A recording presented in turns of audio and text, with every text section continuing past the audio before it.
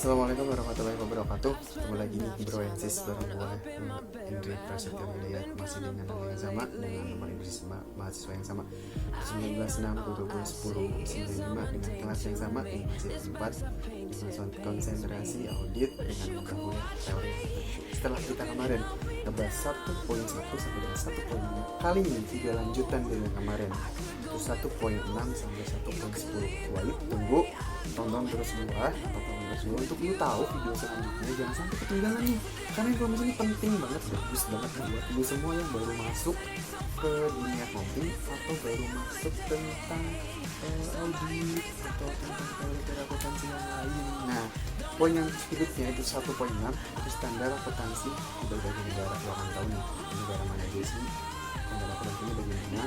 Kemudian ada 1.7 itu tentang perkembangan standar akuntansi di Indonesia. Nah, cuma di negara lain, tentunya di negara sendiri, negara tercinta ini, negara gua Indonesia, gua akan tahu perkembangan akuntansi di negara kita itu kayak gimana. Dan yang berikutnya ada poin 1.8, yaitu persepsi manajemen lingkungan kerja dan pelaporan keuangan. Yang berikutnya ada poin 1.9, itu tentang tantangan akuntan di masa depan. Lo harus tahu tantangan itu kayak gimana. Lo kan gak pernah tahu ke depannya kayak gimana, tapi stuck kayak gitu aja nggak mungkin dong ada sebuah kemajuan nantinya atau sebuah kemunduran atau gimana nih. Pokoknya tonton video gua biar lo tahu.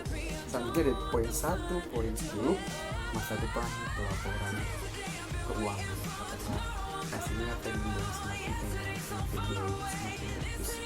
Untuk selanjutnya ikutin videonya, jangan lupa klik like, subscribe, dan share videonya, dan semoga lu dapat teman-teman yang baik, dan semoga penjelasan ini masuk ke kalian dan paham dan jelas. Oke, jika kalian tidak paham, tidak ngerti, komen di bawah pertanyaannya apa, insya Allah akan dijawab. Oke, langsung saja kita menuju ke videonya. Let's get started. Oke, bismillahirrahmanirrahim. Lanjut di video yang kedua. Video yang kedua ini adalah lanjutan dari video yang pertama, itu masih seputar bab 1 teori akuntansi. Untuk yang poin berikutnya ada poin 1.6, standar akuntansi di beberapa negara. Bagian besar apa yang terjadi dalam akuntansi di Inggris didapatkan oleh hukum. Ada dua sumber utama standar akuntansi keuangan di Inggris, yaitu hukum perusahaan dan badan profesi akuntansi. Hukum perusahaan di Inggris memuat persoalan akuntansi di mana hukum ini juga mewajibkan bahwa semua perusahaan terbatas atau perseroan harus menjalani audit independen tahunan. Perusahaan yang didirikan di United Kingdom atau UK diatur oleh undang-undang yang bernama Companies Act. Nah, badan-badan akuntansi utama di UK adalah yang pertama, The Institute of Chartered Accountants in England and Wales. Dan yang kedua, The Institute of Chartered Accountants of Ireland. Yang ketiga, The Institute of Chartered Accountants of Scotland. Dan yang keempat, The Association of Certified Chartered Accountants atau ACAA. Dan yang kelima, The Institute of Cost and Management Account. Dan yang keenam atau terakhir, The Chartered Institute of Public Finance and Accountancy. Jadi ini ada 6 bagian atau lembaga hukum yang ada di Amerika, United Kingdom. Oke, selanjutnya yang akan kita bahas adalah mengenai 1.7. Bagaimana sih perkembangan standar akuntansi di Indonesia atau di negara kita sendiri?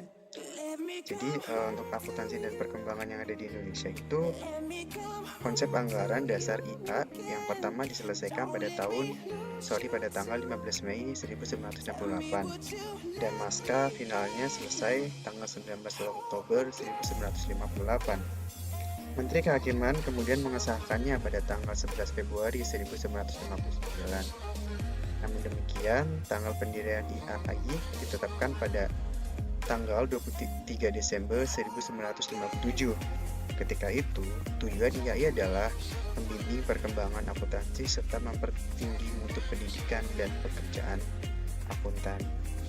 Nah, selanjutnya, pada 1973, Ini merupakan salah satu prasaran mutlak bagi terbangunnya pasar uang dan modal pada waktu itu, di mana laporan keuangan dari perusahaan yang akan menerbitkan surat-surat berharga kepada publik harus disusun berdasarkan prinsip akuntansi tersebut. PAI ini merupakan prinsip kerja dari Panitia Penghimpunan Bahan-bahan dan Struktur GAAP atau General Accepted Accounting Principles dan GAAS atau General Accepted Auditing Standard. Oke, ini dia perkembangan akuntansi yang ada di Indonesia. Untuk selanjutnya yaitu poin 1.8, persepsi manajemen hubungan kerja dan pelaporan keuangan. Jadi ini teman-teman ya, pada proses pelaporan keuangan terhubung dengan orang-orang yang terlibat di dalamnya. Jadi nggak sendirian dalam menyajikan laporan keuangan. Pemilihan atas metode dan standar akuntansi yang akan digunakan sebagai basis pelaporan dipengaruhi oleh persepsi pihak pembuatan laporan keuangan. Persepsi pihak di mana mempengaruhi proses penyusunan dan pelaporan informasi keuangan itu sendiri. Persepsi pihak manajemen biasanya akan tercermin dalam keputusan yang diambil. Jadi terkait dengan proses pelaporan keuangan yang akan latar belakangi oleh satu, pemahaman pihak manajemen mengenai standar dan metode akuntansi yang digunakan, dan yang kedua ada pengaruh lingkungan di mana manajemen berbeda. Nah, selanjutnya manajemen sebagai pihak yang sangat berpengaruh dalam proses pelaporan keuangan, sebagian biasanya akan mempengaruhi proses implementasi standar tersebut dalam lingkungan bisnis. Proses implementasi standar akuntansi akan berkaitan dengan perilaku pihak manajemen dalam menyikapi standar akuntansi tersebut. Jika kita berbicara mengenai perilaku manajemen, artinya juga akan membicarakan bagaimana sih persepsi yang terhadap standar tersebut. Persepsi pihak manajemen ini pada akhirnya akan turut mempengaruhi proses implementasi sebuah standar akuntansi dalam pelaporan keuangan.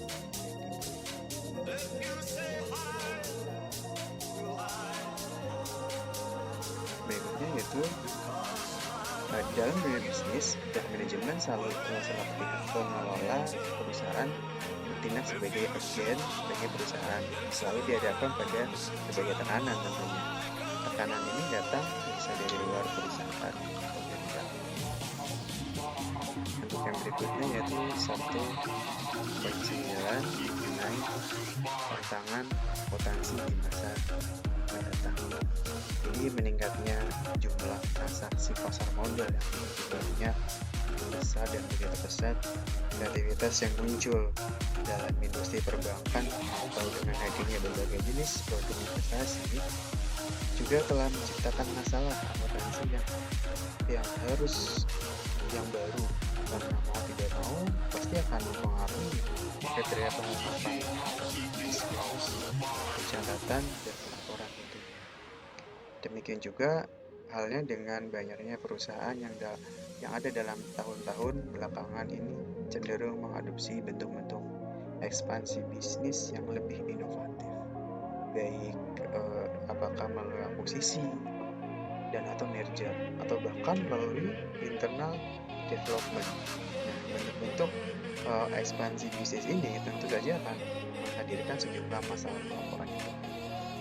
Nah, tantangan ini biasanya datang dari perusahaan yang di luar nih, dan juga bisa dari dalam juga, yang tentu sejak secara langsung maupun tidak langsung akan turut mempengaruhi manajemen dalam proses pelaporan keuangan. Seperti yang telah disebut bahwa laporan keuangan merupakan salah satu bentuk pertanggungjawaban manajemen kepada pihak prinsipal atau investor serta pekerja. Nah, untuk pelaporan hasil atau kinerja yang telah dilakukan sepanjang periode. Berikutnya yaitu kalau sudah, ada satu lagi atau 1.10 masa depan pelaporan keuangan. Ini teman-teman ya, ada 3 hal yang harus diperhatikan benar-benar dalam profesi akuntansi. Poin yang pertama itu masalah pengakuan atau recognition dan pengukuran atau reassurance. Apakah itu masalah pengakuan? Jadi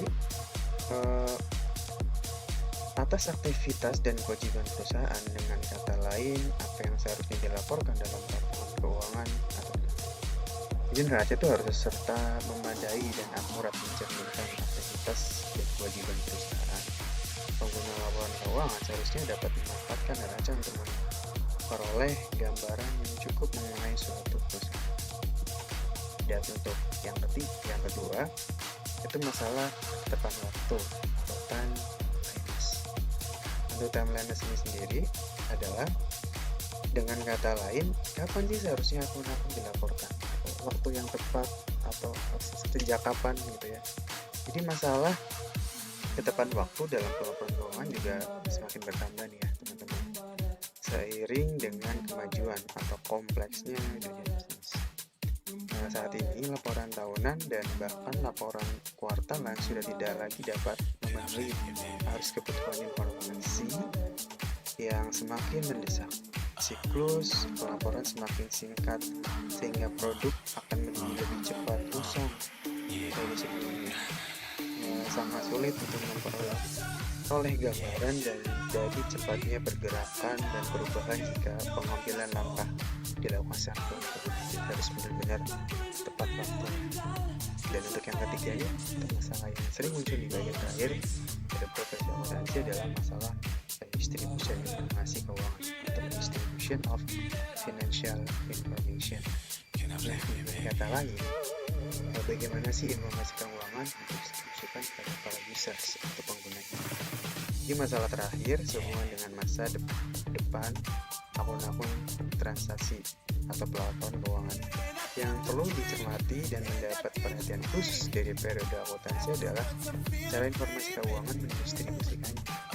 Secara tradisional, publik mendapat informasi mengenai kesehatan keuangan perusahaan dengan pengambilan laporan yang diberikan emiten kepada SEC atau Badan Pengawasan Pasar Modal.